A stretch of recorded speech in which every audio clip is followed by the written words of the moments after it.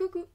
Aujourd'hui, je te reviens avec une toute nouvelle rubrique, comme tu as pu le voir, qui s'appelle Objectif Tour du Monde.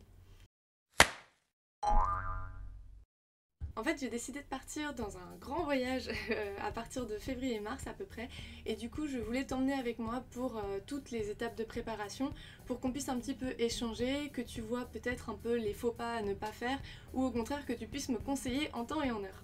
Du coup, il y aura très certainement beaucoup de sondages ici. Faudra un jour que je sache si c'est là ou là. Il y aura certainement des sondages qui apparaîtront, donc s'il te plaît, donne-moi ton avis, justement, c'est un petit peu le but de la démarche. Pour cette première vidéo Objectif Tour du Monde, je vais partager avec toi la base de la base, c'est-à-dire où est-ce que je pars.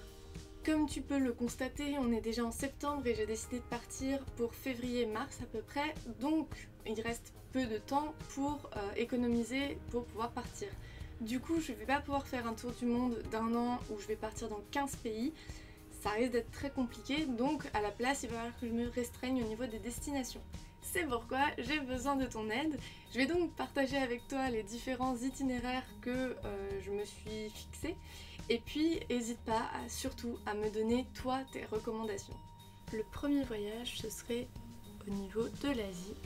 Donc en faisant un petit aller en Inde, en allant ici, dans ce côté-là, avec la Thaïlande, le Laos, hop, petit tour dans l'Indonésie, aux Philippines, et puis retour en Europe. Éventuellement passer par l'Australie. Donc vraiment, ce serait ce côté pouf comme ça, et puis ouf, on retourne. Donc le souci avec cet itinéraire-là, c'est que du coup, on nommait complètement le côté tour du monde. Il n'y a vraiment pas du tout en Amérique. Moi, j'étais assez contente de me dire que j'allais retrouver mes potos de Montréal. Et ben là, on oublie tout ça. Donc c'est vrai qu'il y a ce petit côté qui peut être un peu frustrant, mais ça a l'air tellement dingue. Pourquoi pas? Objectif numéro 2, c'est donc on part de France, on va jusqu'au carnaval de Rio. Ensuite, on s'arrête un petit peu en Amérique latine, notamment avec le désert de sel de Bolivie. Donc je montre peut-être pas exactement le bon endroit, mais c'est dans ces coins-là, quoi. On remonte vers le Pérou, où là, on va voir les lignes de Nazca, le Machu Picchu. On va voir un petit peu de la cordillère des Andes. On remonte, on passe par les îles, et puis du coup, on s'arrête à une. On va à Montréal, on repasse par l'Islande, et on rentre. Plutôt pas mal. Ici, le souci, c'est que on nommait l'Asie et du coup, ça m'embête parce que vraiment, l'Asie, ça fait vraiment partie des régions que je voudrais visiter absolument. Donc, c'est un peu embêtant. Et puis, encore une fois, on oublie un peu le côté tour du monde. Donc, le troisième itinéraire, c'est on part de France, on va en Thaïlande, donc là-dedans. Ensuite, on va en Australie au niveau de Cairns, donc près de la grande barrière de corail. On descend en Nouvelle-Zélande, au sud de la Nouvelle-Zélande, pour voir les magnifiques fjords et puis certains décors du Seigneur des Anneaux. Ensuite, on va au niveau de Hawaï ou de Tahiti. Donc là, je suis désolée, je les situe très mal, mais c'est dans cette partie-là, quoi. Je suis désolée si vous êtes tahitien ou hawaïen. Et ensuite, de là-bas, on va à Vancouver, où on prend un train qui fait la transcanadienne pour voir vraiment les beaux paysages du Canada. On arrive au niveau de Montréal pour voir les poteaux et on rentre en France. Bon, je pense que c'est cet itinéraire-là que je vais prendre, mais c'est pas encore fixé puisque je n'ai pas encore les billets d'avion. Donc, si tu as des recommandations, vraiment n'hésite pas, on laisse ça en commentaire et puis ça me ferait plaisir de voir un petit peu. En fait, l'itinéraire-là, si je le choisis, a priori, c'est pour deux raisons. La première, c'est que ça me fait faire quand même un tour, donc du coup ça me fait voir plein de choses différentes, même si on nommait l'Amérique latine et ça c'est vraiment dommage. La deuxième, c'est que du coup on va dans des destinations qui sont vraiment très très loin et où je pourrais pas retourner vraiment de si peu. C'est-à-dire que si je fais juste l'Asie, je peux me dire bah je me prends un mois et puis je vais vraiment en Asie et faire plein de pays d'Asie.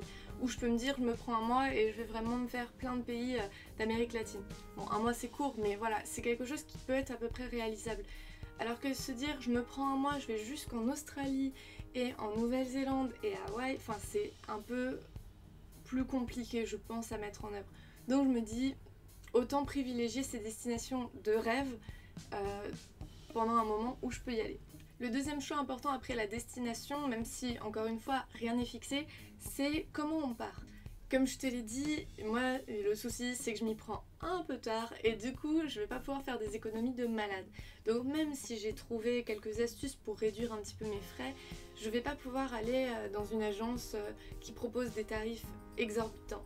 Donc il va falloir que je trouve une solution qui soit à la fois pratique et à la fois pas trop chère. Il y a des compagnies aériennes qui font des billets tour du monde, donc où là c'est en fonction du nombre de kilomètres parcourus. Il y a des agences de voyage qui font aussi des billets tour du monde, donc qui ont vraiment des offres adaptées. Ce qu'il y a de bien avec ces billets, c'est que du coup on peut modifier les dates un peu à l'arrache. C'est quand même pratique parce que généralement on est là un peu pour vadrouiller et puis on peut partir peut-être un jour avant, un jour après, on sait pas trop. Donc c'est pratique. Pour te donner un ordre d'idée, je suis allée sur ZipWorld, qui est une agence justement spécialisée dans les tours du monde, et je leur ai demandé un devis pour le tour du monde que j'ai choisi pour le moment, pour avoir une idée un petit peu, et leur devis était aux alentours de 2200 € le voyage. Et enfin, il y a le fait de prendre ces billets petit à petit. Ce qu'il y a de bien avec cette technique-là, c'est que j'ai l'impression que c'est moins cher. Après, le souci, c'est que du coup, il y a un stress d'organisation en plus, puisque ça se fait un peu au fur et à mesure. Ça veut dire que si je prends un billet, je ne pourrai pas aller changer, je ne pourrai pas modifier ma date. Donc si je me suis plantée à un moment, tant pis pour moi, il faudra que je gère. Quand j'ai regardé si je prenais mes billets un par un, sachant qu'il y a des billets qui sont pas encore sortis, mais en prenant la fourchette haute de haute saison, on va dire, je me retrouvais avec des prix à 1600 € en faisant tout le tour. Donc du coup je me dis c'est plus pratique de prendre le billet un par un, mais niveau organisation c'est moins flexible, c'est stressant, donc je sais pas trop. Donc ce que je vous propose c'est un petit sondage ici, comme ça vous me dites vous votre avis. Je ne vais pas faire mes choix en fonction de vous, mais clairement ça peut être sympa de voir ça ensemble, de poser tout ça sur la table et puis d'en discuter. J'espère que la vidéo vous a plu. Je reviens la prochaine fois donc pour les étapes suivantes, donc je vous dirai certainement quel voyage j'ai choisi et avec quel mode de transport. Et ensuite on verra ensemble peut-être plus ce qui est vaccin, visa, assurance, banque, tout ça. Bon, les trucs un peu chiants mais qu'il va falloir faire. Encore une fois, n'hésitez pas à me laisser des commentaires qui me donnent des idées et des bons plans et ce genre de choses. C'est vraiment ça que je cherche en faisant ce format de vidéo. Et puis je vous dis à plus. Salut!